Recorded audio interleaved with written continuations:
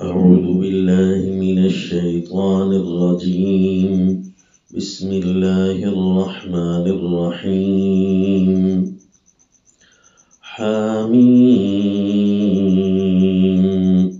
عين سين قاف كذلك يوحي إليك وإلى الذين من قبلك الله العزيز الحكيم. وصلی اللہ علی النبی الکریم. سورۃ الشورى، اس سورت کا تعارف ہے التشریعات الالہیہ، یعنی جو اللہ نے شریعت بنائی ہے اس شریعت کو لاگو کرنا، اس کو قائم کرنا، یعنی اقامت الدین. یہ اس سورت کا اہم تعارف ہے، کیونکہ اللہ تعالیٰ کی توحید کے دو حصص ہیں، ایک حکم ماننے میں اور ایک رکوع سجدہ جھکنے میں، مراسم عبادت اور امر، یہ صرف اور صرف اللہ کے لیے ہے. اس کو لاگو کرنے کے بارے میں باتیں ہیں. اس لیے اب اس کا دعویٰ یوں بنے گا پوری صورت کو دیکھتے ہوئے: وحی و تشریع الدین الی الاولین والآخرین من اللہ العزیز الحکیم، یعنی دین کی تشریع کی وحی، دین کو قائم کرنے کی وحی، الی الاولین والآخرین، پہلوں اور بعد میں آنے والوں ساروں کی طرف ہوئی ہے. من اللہ العزیز الحکیم، اللہ جو ہر ایک چیز پر غالب ہے اور ہر حکم میں حکیم ہے، اسی کی طرف سے. تو اس میں اللہ کریم کی صفتیں بھی ہوں گی. العزیز آئے گی تو اس کو دو صفتوں سے اس کا اظہار فرمایا، العلی العظیم سے. اب جب سورت کی تفسیر بندہ پڑھتا ہے تو اس میں واضح ہوگی. الحکیم، یہ اس کے لیے دو صفتوں سے اظہار فرمایا، الغفور الرحیم سے، کہ اللہ غفور الرحیم ہے. اس میں اب کس طرح حکمت کی تشریح ہے یہ پڑھنے سے تعلق رکھتی ہے جب بندہ تفسیر پڑھتا ہے. تو اب ضمناً جو ہے، جب وحی و تشریع الدین ہے تو پھر ضمناً ما زجر البغاة و اصلاح المؤمنین، باغیوں پر زجر بھی ہوگا اور مومنوں کی اصلاح کے کچھ طریقے اللہ کریم یہاں بیان فرمائیں گے، کہ کیونکہ اقامت الدین، دین کو سیدھا سیدھا نافذ کرنا ہے، اور یہ تو اللہ کی طرف سے بہت بڑی سعادت ہے اگر کسی کو نصیب ہو جاتی ہے. یہ کمال کے لوگ ہیں، سب سے عمدہ لوگ ہیں کہ وہ اللہ کا دین نافذ کرنے پر لگے ہوئے ہیں، زبان سے، ہاتھ سے، غرض کے اپنے مال و جان سب کچھ لگا کر. تو پھر ان کی کوئی کمی نہیں ہونی چاہیے. اگر ان میں کمی آ جاتی ہے تو پھر توفیق سلب ہو جاتی ہے. تو اس لیے مومنوں کی اصلاح کے لیے باتیں بھی ساتھ ساتھ ذکر ہوں گی تاکہ تشریع الدین صحیح طریقے سے قائم رہے. بندہ جب دین کے امور کو سنبھالے ہوئے ہو اور خود غلطیوں پر ہو تو پھر اس وقت یہ توفیق جو ہے واپس چلی جاتی ہے، نعوذ باللہ. سورت کے شروع میں ہے کذالک یوحی الیک وإلی الذین من قبلک، اللہ العزیز الحکیم نے آپ کی طرف جو وحی کی، آپ سے پہلے لوگوں کی طرف بھی اسی طرح وحی کی. وہ وحی جو ہے اس کی تشریح آیت نمبر 13 میں اس انداز میں کی کہ شرع لکم من الدین ما وصى به نوحا والذی اوحینا الیک وما وصینا به ابراہیم وموسیٰ وعیسیٰ ان اقیموا الدین.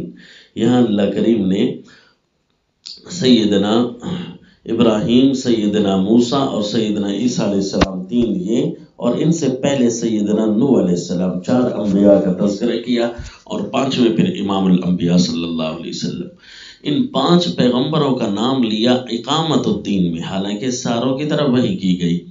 تو اس کی وجہ کہ یہاں 4 پیغمبروں کا اسپیشل نام لیا. سیدنا نوح علیہ السلام کی طرف تو وحی کی، شرع لکم من الدین، دین جو کامل کیا، شریعت کی وحی سیدنا نوح علیہ السلام کی طرف پہلی دفعہ کی۔ اس سے پہلے جو وحی آئی وہ صرف چند احکام کے مجموعے کا نام ہوتی تھی، کیونکہ اس وقت دنیا میں شرک نہیں تھا، وہ سارے لوگ اللہ کی عبادت کرنے والے تھے۔ کچھ اخلاق اور ان کی ترتیبات، احکام و عبادت کی تفصیلات کی ان کی طرف وحی ہوتی تھی۔ پھر سیدنا نوح علیہ السلام سے قوم میں شرک شروع ہوا تو اللہ کریم نے ان سے توحید کو بیان کروایا، تو یوں سیدنا نوح علیہ السلام کا نام آیا کہ زمین کے 4 بڑے بڑے جو ہے موڑ آئے ہیں۔ پھر دوسرا سیدنا ابراہیم علیہ السلام، یہ ایک ایسے پیغمبر ہیں کہ اس کے بعد سلسلہ نبوت کا اللہ نے یہی رکھ دیا، وَجَعَلْنَا فِي ذُرِّيَّتِهِمَ النُّبُوَّةَ وَالْكِتَابَ۔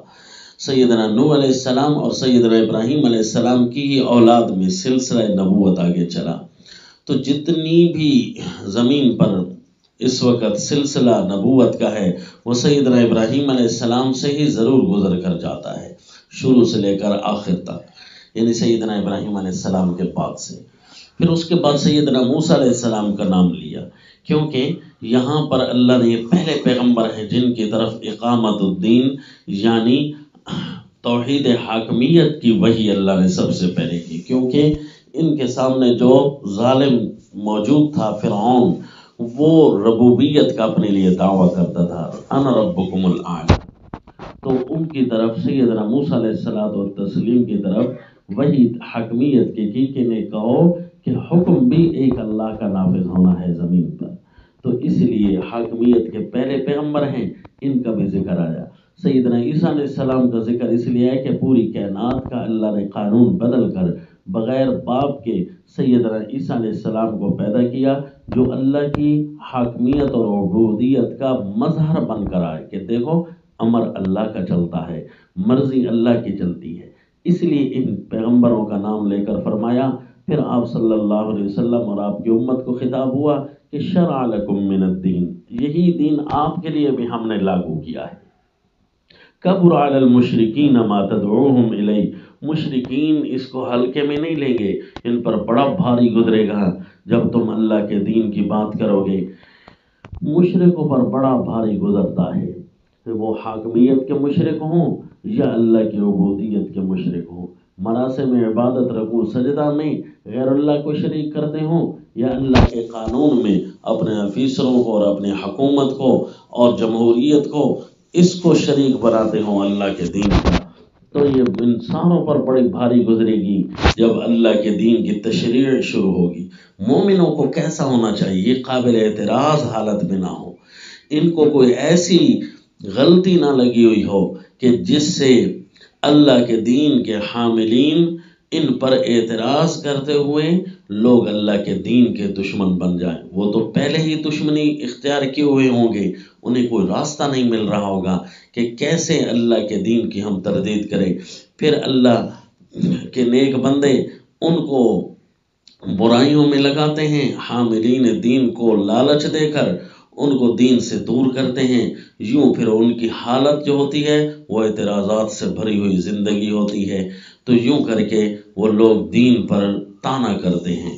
تو بہانہ تو دیندار لوگ ہوتے ہیں لیکن نشانہ دین ہوتا ہے، بہانہ اور ہے نشانہ اور ہے، تو اس لیے اللہ نے مومنوں کو فرمایا اور اسپیشل فرمایا کہ الذین یجتنبون کبائر الاثم والفواحش، کہ مومن تو وہ ہیں، دین کو وہ لاگو کر سکتے ہیں جو ہر بڑے بڑے گناہ سے بچے ہوئے ہوں، اور اسپیشل فواحش یعنی زندگی کے جتنے بھی گناہ ہیں نا ان ساروں کا زور ایک طرف لگتا ہے اور فحش والے گناہوں کا زور ایک طرف لگتا ہے، اس لیے اللہ نے اس کبائر کے ساتھ فواحش کا اسپیشل ذکر کیا، حالانکہ کبائر الاسم میں فواحش داخل تھے، لیکن اللہ نے پھر فرمایا الذین یجتنبون کبائر الاسم والفواحش، کہ وہ کبیرہ گناہوں سے بھی بچتے ہیں اور خصوصاً فواحش سے بھی بچتے ہیں، وَإِذَا مَا غَضِبُوا هُمْ يَغْفِرُونَ، اور جب غصے میں ہوتے ہیں تو معاف کرتے ہیں، وَالَّذِينَ اسْتَجَابُوا لِرَبِّهِمْ، ہر وقت اپنے اللہ سے اجابت مانگ رہے ہوتے ہیں، قبولیت مانگ رہے ہوتے ہیں،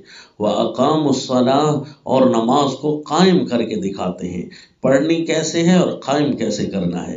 وَأَمْرُهُمْ شُورَىٰ بَيْنَهُمْ، اور ان کا کوئی بھی معاملہ ہو جائے تو اپنے آپ کو اختیار لاگو نہیں کرتے، اپنے لوگوں سے بھی مشورہ لیتے ہیں تاکہ زندگی کا ہر پہلو کسی بھی کمی سے بچ جائے۔ وَمِمَّا رَزَقْنَاهُمْ يُنْفِقُونَ، اور جو ہم نے ان کو مال دیا ہے اس میں سے خرچ کرتے ہیں۔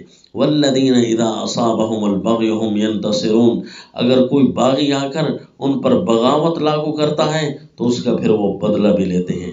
وَجَزَاءُ سَيِّئَةٍ سَيِّئَةٌ مِثْلُهَا، لیکن اس میں ان کے پاس انصاف کا پورا ترازو ہوتا ہے، برائی کا بدلہ اسی جیسی برائی ہے۔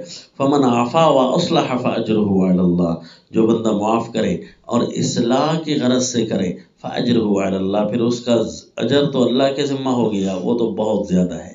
إِنَّهُ لَا يُحِبُّ الظَّالِمِينَ، اللہ ظالموں کو تو پسند ہی نہیں کرتا۔ لہذا ایسے مومن بن کر جب رہیں گے تو پھر اللہ کریم کی طرف سے تشریع الدین یعنی وحی کو لاگو کرنا، دین کو لاگو کرنا، اللہ کی زمین پر اللہ کا نظام لاگو کرنا، پھر یہ انہی کے حصے میں آتا ہے۔ تو یوں جا کر یہ سورۃ التشریعات الالہیہ ہے۔ وما علینا الا البلاغ۔